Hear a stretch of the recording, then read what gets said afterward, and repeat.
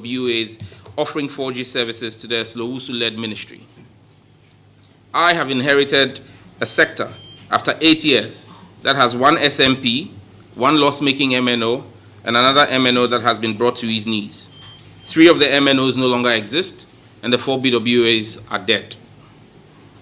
The sector has experienced a sharp decline in growth and investment, and the regulator has been essentially on autopilot. It is therefore shocking to see proponents of the outgone government being the loudest trumpeters of the challenges that they have created. I am told it is a carefully curated art of dark politics called Jandam. It is an attempt to create a false narrative, not based on facts, but built on distortions and aimed at disseminating disinformation. Well, let me state, that scheme has failed. I have been at post for 4 months and have set to work vigorously in collaboration with the regulator, the CEOs, and other stakeholders to fashion a clear roadmap for the systemic resolution of the challenges we inherited. I'm not interested in cosmetic fixes that merely paper over the deep cracks and create an illusion of resolution only to push the can further down the road. I have learned from the former Communications Minister and now President, His Excellency John Dramani Mahama, to embrace the challenges I am faced with, diagnose it rightly, and work towards a lasting solution. In my first month as Minister, I established a 23-member data pricing review committee with a clear 14-day mandate to develop a roadmap for implementation. The committee, in its report, distinguished the 3 areas that we believe need to be addressed for a holistic resolution of the matter: value, pricing, and quality. I referred the report to the regulator and tasked them with crafting regulatory policies that addressed the challenges in the sector. In my second month, the regulator, after engaging with the mobile network operators, came up with proposals that curated specialized bundle solutions for tertiary students and content creators. We immediately set out to build a dynamic database for the 2 demographics. I held a meeting with all vice-chancellors in the country to design a framework that allowed the networks to identify which numbers were used by tertiary students. However, I took a policy decision to truncate the process and re-engage the stakeholders to achieve a broader solution that affected all Ghanaian data users. In my 3rd month, this engagement led to a focus on the structural challenges that the networks were facing in delivering their services. As indicated earlier, we had our eyes not just on the value and pricing of data bundles, but on the quality of service delivery. I am sure that even with increased value or reduced pricing, if quality is not improved, we will still have a sour customer experience. This led to the regulator commissioning and completing an assessment of a sample size of network performance in 3G and 4G service offerings across the country, the results of which I discussed with the CEOs and the media 2 weeks ago. In my 4th month, armed with a clear picture of where we are as a sector, I tasked the CEOs to work with me to improve the quality of service and to offer enhanced data bundles. Now let me be clear. My mandate as minister in a free market economy does not extend to interfering in the pricing by private sector investors. Just like the Minister for Trade does not have the power to direct GUTA members to drop their prices unilaterally, the Communications Minister cannot unilaterally direct price reductions. The immediate retort will be, and I am expecting it, but you accused your predecessor of being responsible for price increases. Yes, I did. The SMP toolkit is replete with several policy directions that are not direct price directives, but culminatively have an effect on pricing. So a decision, for example, that was taken by my predecessor to have CST collected forward would, for example, result in a pricing increase. So it was not a price directive, it was a policy directive that affects pricing. Will be the decision to declare MTN as an SMP and implement tariff rationalization, which resulted in an effective price increase by the operator, which the customers bore. However, these actions were not adequately and properly implemented, and they led to a situation where the SMP has grown by over 10% in market share, accompanied by quality of service issues due to the network configuration and congestion. To address the quality of service issues, I presented a memorandum to the Cabinet of Ghana aimed at making spectrum available to Mrs. Scancom Ghana Limited and Ghana Telecommunication Company Limited. The process of the spectrum sale is scheduled to be completed by the end of the first week in July. In the case of Ghana Telecommunications Company Limited, known as Telecel, I have given additional policy approval for the regulator to grant a connecting entity license, enabling the operator to optimize service using the 2100 MHz spectrum at the disposal of NGIC. This should result in a significant improvement in the quality of service and customer experience in the coming weeks. I want to reiterate my commitment to an engagement-led style of leadership that involves all my stakeholders, listens to their challenges, and works to address them in a manner that benefits the entire ecosystem. We need intense competition in the sector, but it must be healthy and sustainable. I am committed to value-added data bundle offerings, and most importantly, these policy actions will culminate in price reductions in the medium to long term. However, the recovery from 8 years of mismanagement cannot be completed in 4 months. To this end, I have mandated that all operators make critical investments in their networks to improve quality over the next quarter, that is from July to September. The regulator will commence a rigorous quality of service assessment in the final quarter of the year, October to December. Reverend Franco, rigorous quality of service assessment. Defaulting operators will be sanctioned. I will also, at this point, commend the CEOs of the 3 telcos for their pledged commitment to collectively invest approximately $150 million in their networks between now and the end of the year to enhance quality of service, either by acquisition of spectrum or introduction or acquisition of new transmitters and equipment. At this juncture, I am pleased to announce that my engagement with the CEOs have resulted in the following specific measures, which are to take effect from Tuesday, 1st of July, 2025. Airtel Tigo Ghana, AT Ghana. A 10% increase in all data bundles currently offered by the network. Additionally, the 400 Ghana CD bundle, which currently offers 195 gigabytes of data, will now offer 236 gigabytes of data.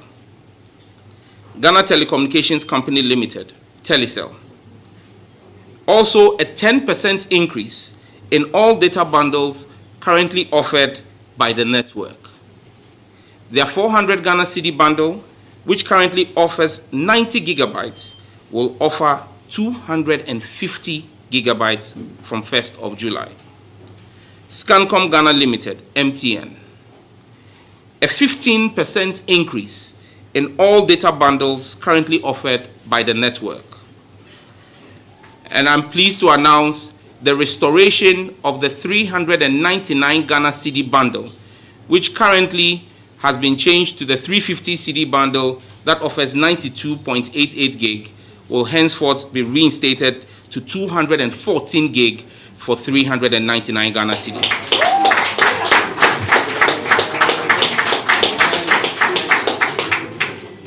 I am aware these increases are going to come at considerable cost to the network operators. However, I am glad that our engagements and the consultations are bearing fruit for the Ghanaian people.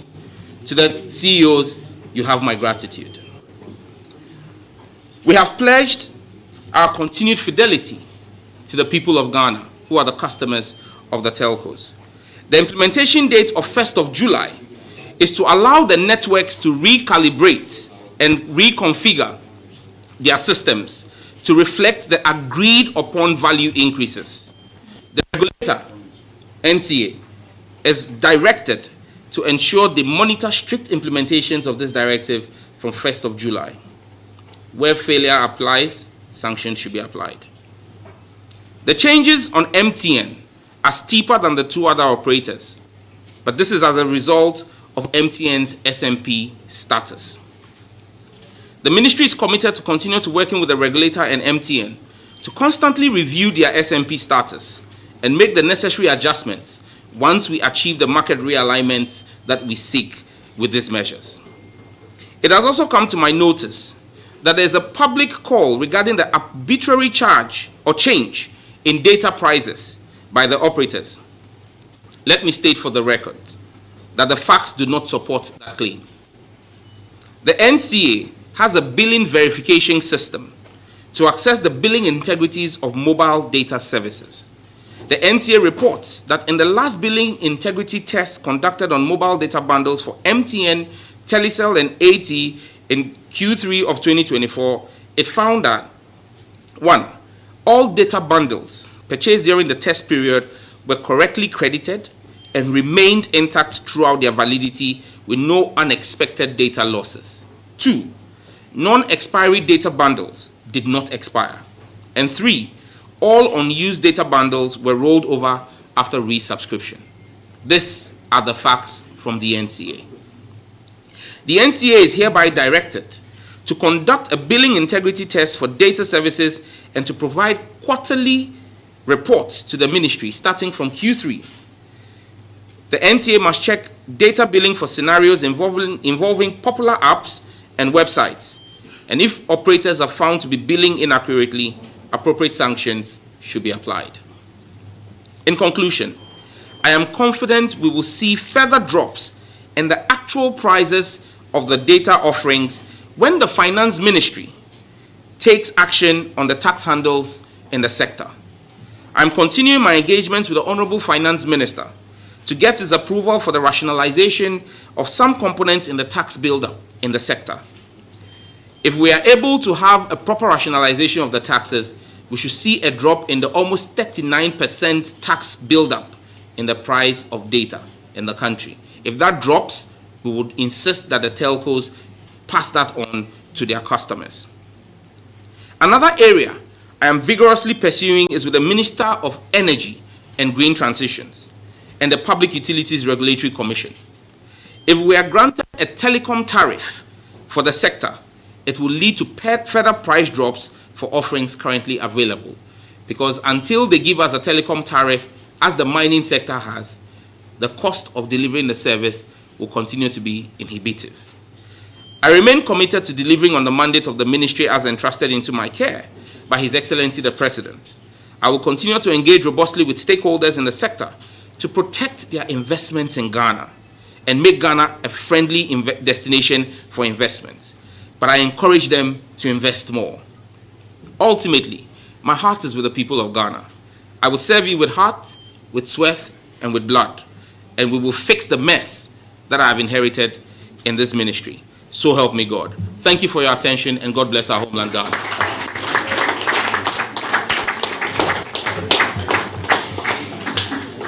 And so, I will field questions from the media. If there are any questions that anyone has on the announcements that have been made, I'll be willing and glad. I'll take them in batches of 3. Yes, sir. Afternoon. I want more clarity on the prices for the data packages for Telecel. I don't know whether I heard you correctly, but you said the 400 cities one is presently at 90 gig. 190. It's currently at 190 gig, and now they will offer 250 gig for the same price. Will it not become at a cost to them? Well, that's why I have not done this unilaterally. And that's why for those who have always said, just announce, just announce. I'm glad today you have all the 3 CEOs here.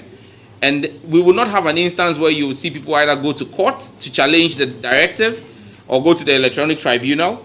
But we have worked together to get to this point. And that's the value of consultation. They say the patient dog, it's the fattest bone. And once again, I extend my gratitude to the CEOs for the work they have done over the last 4 months with me to get to this place. It's not the end of the journey. There's still a lot more we will do together for the Ghanaian people to make their businesses profitable, but to make data accessible and affordable for the Ghanaian people. So yes, it will come at cost to them, but they also know that they have a responsibility to the Ghanaian people. Yes, a follow-up. I mean, this one is a good idea, but there's a problem of poor network. Poor network. You can have 1,000 engagements, but if you don't have those network, you cannot use it. Telescope, for instance, which I believe government has shares with them, their network is quite bad. Very good. I entered this building, I tried accessing the internet, and I was shocked. In the building of the communication ministry, and then there's no good network. Well, that's why I just addressed in my address. I spoke specifically to the telecell intervention that we're making.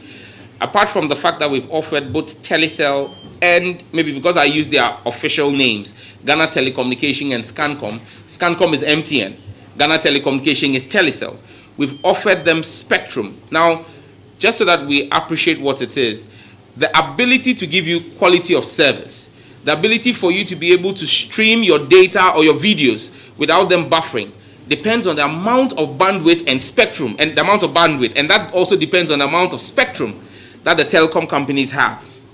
I know that both companies, including even AT, have been asking for spectrum for the last 4 years. They've not gotten it. But that's why I said it comes back to diagnosing what the problems are and fixing them.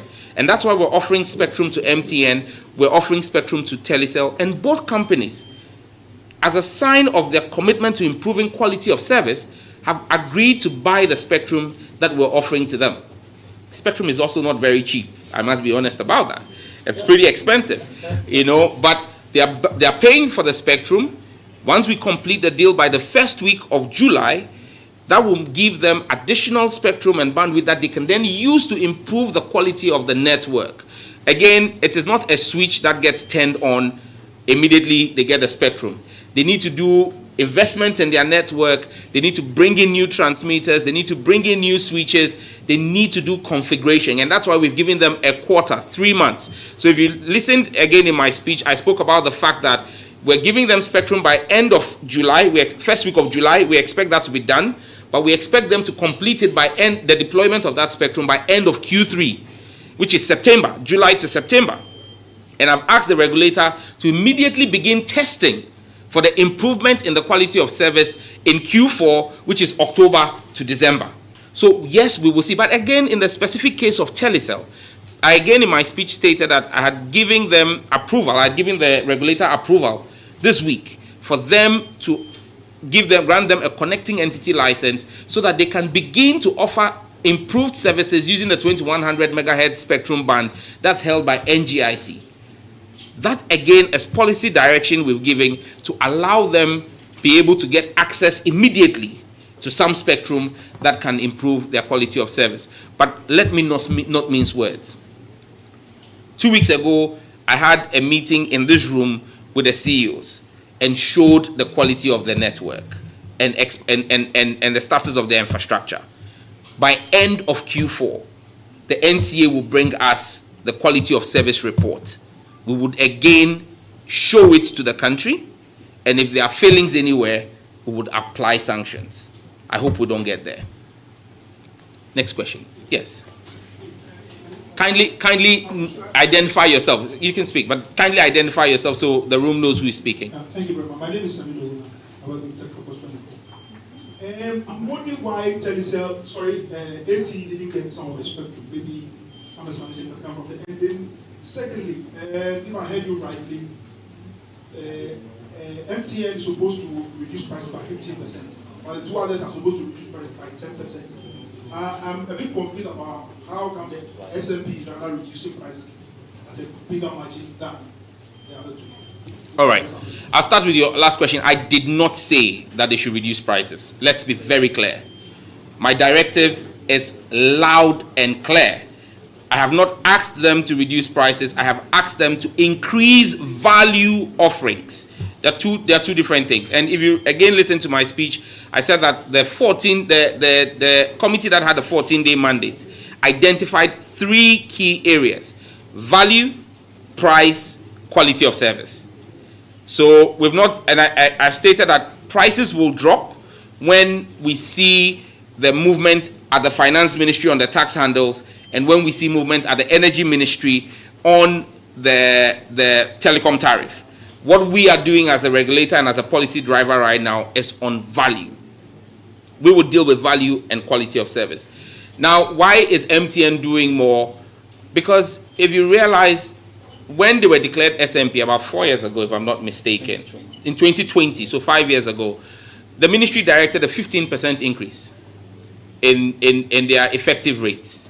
So basically, we've reversed that. Because if we had done 10%, they would still effectively have been higher than where they were previously. And I'm minded by the fact that today, as a significant market player, whatever we do on that network affects almost 76% of all mobile network users. And so, as a sign of our commitment to understanding and dealing with the challenges Ghanaians are facing at this point in time, we've taken that decision. It means a lot more loss as well, don't forget, for the SMP, because then they are carrying a lot more burden. Because if you give more value, it's cost to the network. So if they are the SMP and you are imposing a certain, in quote, levy of some sort, they should carry more than the other two networks. Because if they carry less or the same, then it means that you are not being fair to the other networks that don't have the same market size. And that's why we've created this intentional arbitrage between the reductions. The other question about why 80 did not get. Do not forget that 80 is a merger between Tigo and Airtel Ghana. And both of them had spectrum holdings which got consolidated. At this point in time, 80 is the only company, MNO, that doesn't offer 4G. The ministry is currently in the process of restructuring 80. There's been a public announcement of conversations going on of a possible relationship with a private investor.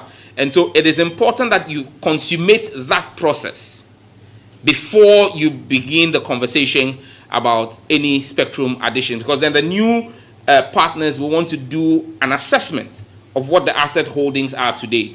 Those asset holdings should not be fluid relative to spectrum. It should be definite. We finish the negotiations, and then we can always look at what we will do for 80. But don't forget that at this point in time, 80 belongs to the government of Ghana 100%. And like I keep saying, all options are still on the table for us relative to 80 and what we will do going forward. Thank you. Yes. Hello, Mr. My name is Parker. I work on your party. Some of the telcos, you know that they give you the right hand and take the left hand. So in this case of reduction, are we not going to see any increase in the airtime usage, or still going to maintain? Well, are you talking of voice or data? Voice. This directive does not affect voice. Yeah. So my question is, now that you're talking about reduction, are they not going to increase? Okay, so let me be clear. All the telcos, by regulatory practice, have to notify the regulator of any price increases. And at this juncture, let me just say that Telecel did some increases on their fixed broadband, not all their mobile data services, only fixed broadband. An increase of, I think, 20 cedis and 30 cedis in some cases. The regulator has been informed, and as the ministry, we have indicated to the regulator to go back to the MNO to have a conversation on the reversal of that increase. Because in this day and age, our focus is on reduction. And so the operator and the regulator will have conversations about how to walk back even those 20 and 30 CD increases. And so that should give you assurances that the regulator will not. And again, in my speech, I referenced it when I said that I asked them to do a test of all effective rates, not just data but voice, to ensure that no telco would price above what is permitted or what has been approved by the regulator. When they do the test and it is found that any of the regulators, any of the operators is charging beyond the approved rate, there'll be sanctions for it. And trust me, we will come down hard on that. But so far, in the 4 months I've engaged with the CEOs, I'm sure and confident that they will not act in a manner that is arbitrary and without recourse to the regulator. Any other questions, please? Well, ladies and gentlemen, if there are no further questions, I want to thank you, our brothers and sisters from the media, the CEOs, directors, chief director, the ministry, CEOs, the regulator. Thank you very much. God bless you.